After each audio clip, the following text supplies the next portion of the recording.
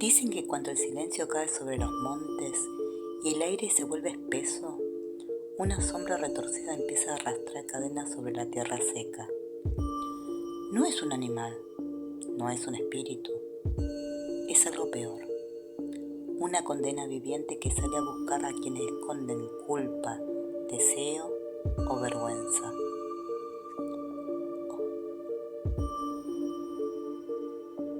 Hoy te voy a contar la verdad detrás de el alma mula, la criatura que muchos prefieren evitar nombrar, porque quien la invoca tarde o temprano la escucha, respirando detrás de la puerta. ¿Te animas a escuchar?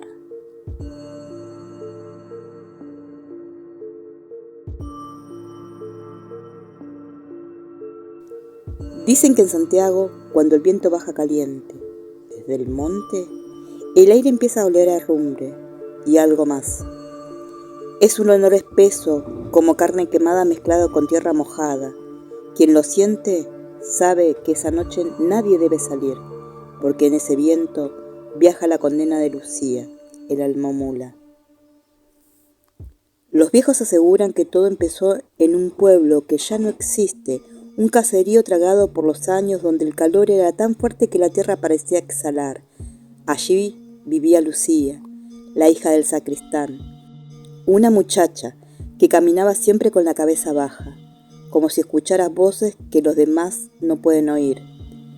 Dicen que ella tenía un perfume particular, jazmín recién cortado.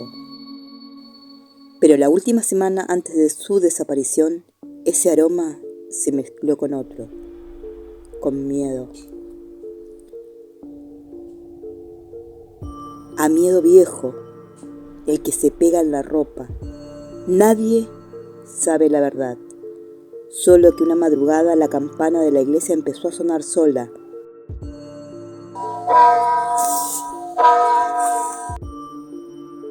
Como si alguien invisible la golpeara con furia. Los perros aullaron al mismo tiempo, las gallinas se escondieron y Lucía se volvió humo. Esa noche el cielo olía a hierro caliente, el monte crujía como si algo enorme se moviese entre sombras. A la semana, un peón que volvía del río juró haberla visto. Primero escuchó las cadenas arrastrándose. No el sonido limpio del metal, sino algo más áspero, como si la arrastraran contra huesos secos. Después sintió un tufo que la obligó a toser, un hedor agrio, como cuero podrido mojado por la lluvia. Y entonces la vio. No era una mula, no era un humano. Era una mezcla imposible, una criatura gris respirando con dificultad, cada exhalación como un bufido que apestaba a sangre fermentada. Los ojos parecían dos brasas empujadas por un viento maligno. El peón quiso rezar, pero la voz se le quebró. Dicen que la criatura lo miró y que por un segundo, en esos ojos ardientes, apareció el rostro de Lucía, deformado, suplicando. Desde ese día nadie volvió a dormir sin sobresaltos. Los ancianos del pueblo dicen que la alma mula no tiene forma fija. A veces es mula, a veces es perro negro, a veces es algo que no tiene nombre, pero siempre huele igual a azufre, a cuero quemado, a condena vieja. Cuando se acerca, se escucha primero el aire vibrar como si una tormenta se formara en seco, después el repique de unas campanas que golpean la tierra y finalmente el relincho. Un relincho humano, desgarrado, que parece salir de una garganta que ya no sabe si es garganta. Hay un detalle que los viejos guardaron muchos años por miedo a que alguien lo intentara. La maldición sí tiene fin, pero para romperla hace falta una valentía imposible. Dicen que si uno logra acercarse suficiente, sin que el hedor a muerte lo destruya, sin que el sonido de las cadenas le quiebre el alma, debe llevar un puñal de plata pura. La plata corta lo que ni Dios ni el diablo se atreven a tocar. Solo hace falta cortarle una oreja. Cuando la oreja cae al suelo, la bestia suelta un alarido horrible. El aire se detiene, el olor cambia. Y por un segundo se huele a jazmín. Y se escucha un gracias, tenue, como si viniera desde un pozo profundo. Entonces la criatura se derrumba, la sombra desaparece y el alma maldita se libera. Pero durante décadas eso nunca pasó. Nadie tuvo el coraje. Hasta aquella noche. Ahora el monte guarda silencio, pero yo soy testigo de que la leyenda es real. Me llaman el Torito Orellana. Soy un muchacho alto, de ojos claros, color miel, cejas gruesas y una sonrisa que encantaba. Pero mi apariencia no coincidía con mi actitud. Pelo negro, mirada desafiante y ese vicio tonto de andar buscando bronca en los bailes, como si fuera un deporte. Y fue en una de esas noches, después de un baile, cuando todo cambió para siempre. Era verano, un calor pegajoso, sofocante. El aire estaba tan quieto que ni las chicharras querían cantar. Esa noche de silencio que uno aprende a respetar. Volvimos caminando con mis amigos por un pasaje de tierra oscura, riéndonos, empujándonos, recordando cómo habíamos amedrentado a unos muchachos del barrio de atrás. El ruido del bombo todavía sacudía en mi pecho, pero de golpe algo se apagó. El más chico del grupo frenó en seco. «Che, miren allá», dijo, con un hilo de voz. A unos 20 metros, en medio del pasaje, había un perro negro, inmóvil, perfecto en su quietud, como si hubiera sido dibujado por la misma sombra de la noche. No ladraba, no respiraba, no parpadeaba, solo estaba.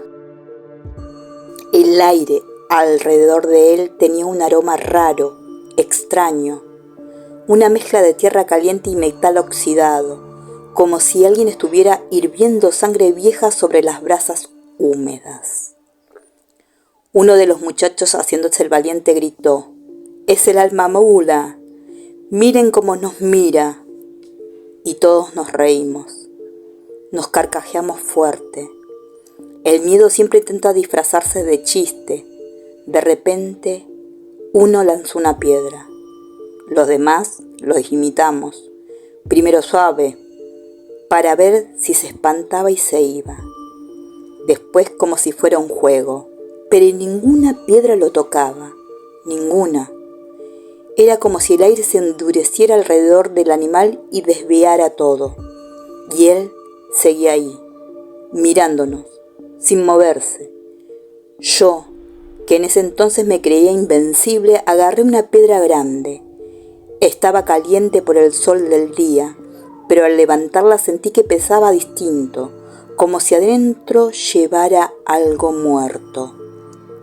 Lo lancé sin pensar, y esta sí pegó. ¡Toc!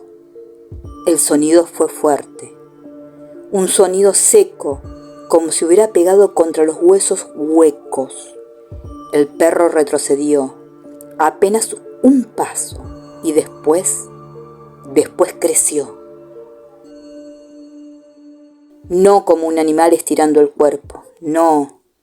Creció desde adentro, como si algo oscuro y vivo lo inflara de golpe. En segundos era el doble de lo que había sido. Los ojos cambiaron. Pasaron de ser apenas 2 brillos a transformarse en 2 huecos llenos de fuego, llamas rojas que parecían respirar. Allí escuché el primer sonido, un resoplido tan fuerte que levantó el polvo del suelo, y luego otro, cadenas arrastrándose, No se veía de dónde venían, pero el sonido era claro, profundo, seco, helado. ¡Corran!, gritó alguien, y todos corrimos. Yo corrí como nunca en mi vida, pero algo estaba mal. La calle se estiraba. Cada paso que daba parecía llevarme más lejos de mi casa, no más cerca. El aire apestaba a humo, a pasto quemado, a algo podrido que llevaba años enterrado. Detrás de mí, el sonido de las cadenas retumbaba. La respiración de la criatura era caliente, densa. Cada exhalación quemaba el aire como si viniera de un infierno húmedo. El suelo vibraba, yo lo sentía, pero no paré, hasta que vi la tapia de mi casa. La vi y casi lloré. Salté sin pensarlo, caí torpe del otro lado, me raspé el brazo, pero ni lo sentí. Entré por la puerta de atrás, la cerré con un golpe, me tiré en la cama, empapado de sudor y tierra, y de pronto, silencio. Un silencio espeso, antinatural. Cuando mi corazón se tranquilizó, cuando mis nervios se calmaron, un profundo sueño me embargó. Cerré mis ojos, y cuando estaba a punto de dormirme, lo sentí, lo escuché. Un resoplido justo al lado de mi cara, húmedo, caliente, pegado a mi oído. No era un sonido humano, tampoco animal. Era algo mezclado, deformado. Salté de la cama, prendí la luz, miré a todos lados y nada. Pero el hedor seguía ahí. Ese tufo agrio, caliente, a cuero quemado. El miedo me trepó por la espalda como una mano helada. Corrí a la pieza de mis padres y me acosté en el medio, temblando. Pero eso fue solo el comienzo. Esa fue la primera de muchas noches así. Durante años, cada vez que intentaba dormir solo, se repetía. Primero el sonido, algo raspando debajo de mi cama, lento, profundo, con uñas largas, arañando madera húmeda.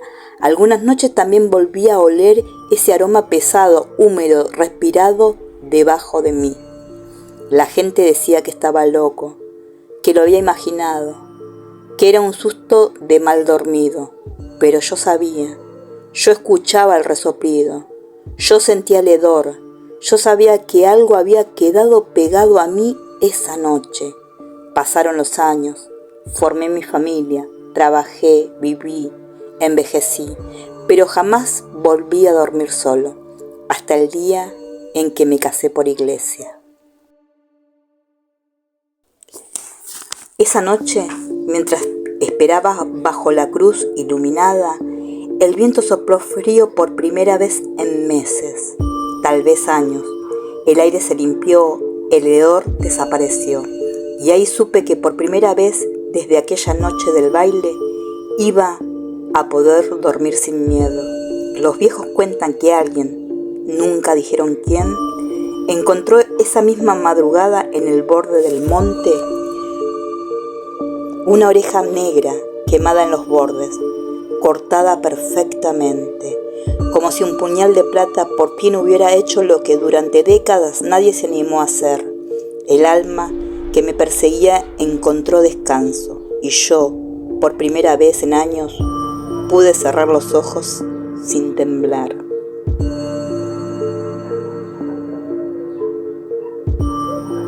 Pero vos sabés cómo es Santiago. Las leyendas nunca mueren del todo, solo cambian de dueño. Y ahora que escuchaste esta historia, vos también conocés su nombre, su olor, su sonido, y eso dicen los viejos. Ya es suficiente para que el alma mula te encuentre si alguna vez caminás solo por un pasaje callado después de un baile.